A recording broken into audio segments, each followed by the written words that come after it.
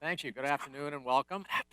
My colleagues and I are very pleased to be here today to support the first ever Politico Caucus event here in Iowa, so thank you for coming. The Peterson Foundation is a nonpartisan organization. Our mission is to increase awareness and accelerate action on America's long-term fiscal challenges because we believe the debt is a significant issue for our economy.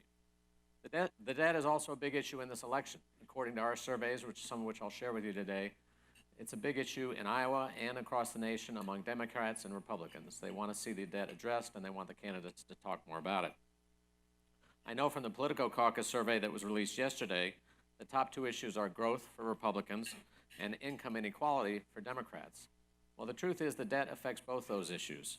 Unless we get our debt under control, incomes will be lower and growth will be slower. I also want to say thank you to those members of First Budget here today. That's a project of the Concord Coalition and the Committee for a Responsible Federal Budget. They're working in Iowa and New Hampshire, getting a lot of traction, trying to get the candidates to focus on the fiscal challenge as part of their first budget as president. So let me just start with a brief context of our fiscal outlook. In 2007, we had a deficit of about $161 billion. That was just prior to the recession. And in a recession, the recession affects the deficit in two ways. First, it lowers revenues substantially, so we had a big fall off in revenue due to the slower economy, greater unemployment, reduced level of income, etc. But it also increased spending. We had the stimulus, additional unemployment insurance, and other public assistance, leaving us with a huge deficit that year of 2009 of over $1.4 trillion, really an enormous level. Here's where we were today, where we are today. As of 2015, the deficit has come down considerably to $439 billion. Revenues have come back strongly with the economy. Spending is about flat because discretionary has come down, but entitlements and interest have gone up, leaving basically a flat level of spending.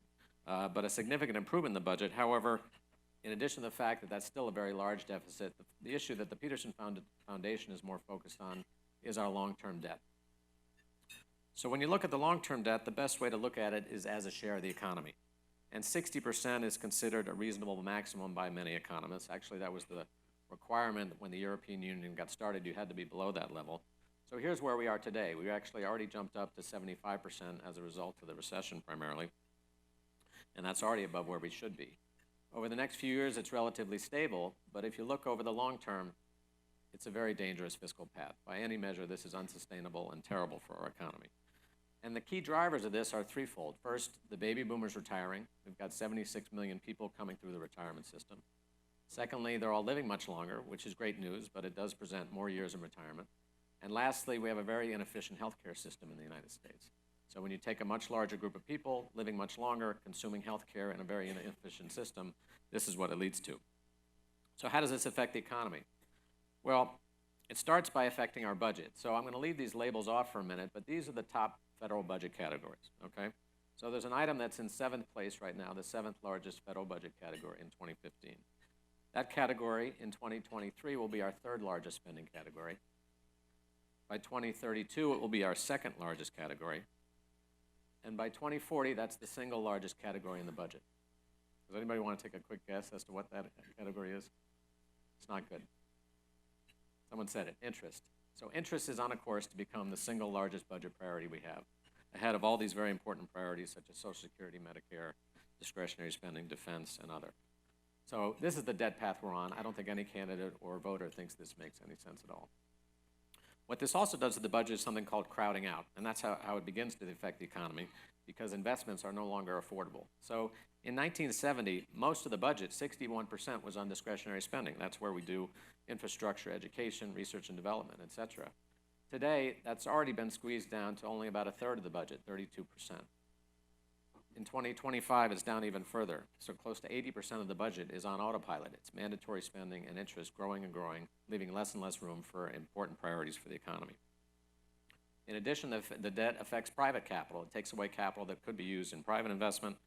It reduces our fiscal flexibility. So if we faced another crisis like 2008 and 2009, we wouldn't have as much flexibility to deal with that. It lowers confidence, it hurts certainty, and it also risks the safety net. Without a stable budget, the safety net and those who depend on it are put in jeopardy. At the end of the day, we all care about income levels, and many of us are concerned about stagnant wages in this country. the debt lowers income. So according to the Congressional Budget Office, by 2030, incomes will, per capita, this is across the country, will be $2,000 lower per year per capita. By 2035, it's $3,000, and by 2040, it's $6,000.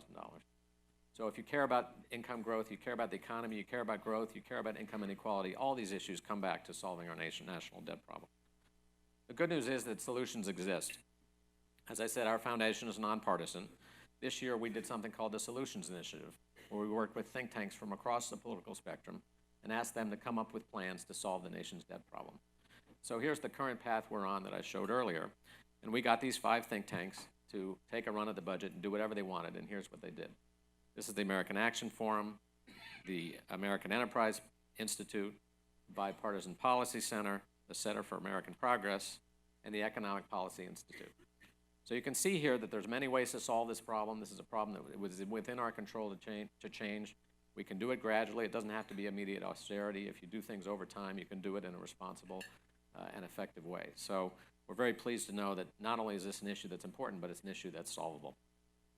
Let me close by just giving you a little bit of our polling information, because this issue is on the mind of voters in Iowa and across the country. So one of the first questions we ask is, do you think the President and Congress should spend more or less time addressing the national debt? And so our recent poll in Iowa showed that Democrats, 72% of them said more time. Iowa Republicans, 93%. All right. And across the country, a national rate of 82%. So they care about this issue and they want them to talk about it. We also asked them how they would feel about candidates who support solutions to the national debt. So if a candidate supports a plan, Iowa Democrats and Republicans in huge majorities would have a more positive opinion of that candidate.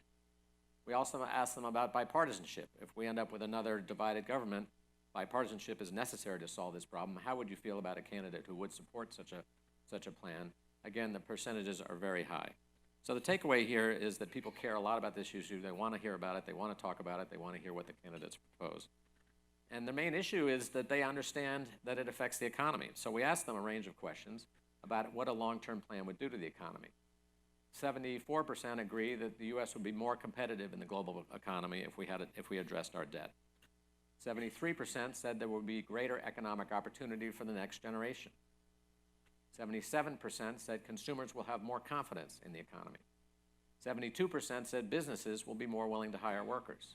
Small businesses are very important. 66% said it would be easier for small businesses to start up and grow. And 71% said the U.S. would be better prepared to deal with the next crisis. So in summary, I just have 4 quick takeaways. First of all, despite significant improvements in our current deficits, there still is a long-term problem. We're still on a very unsustainable and dangerous path.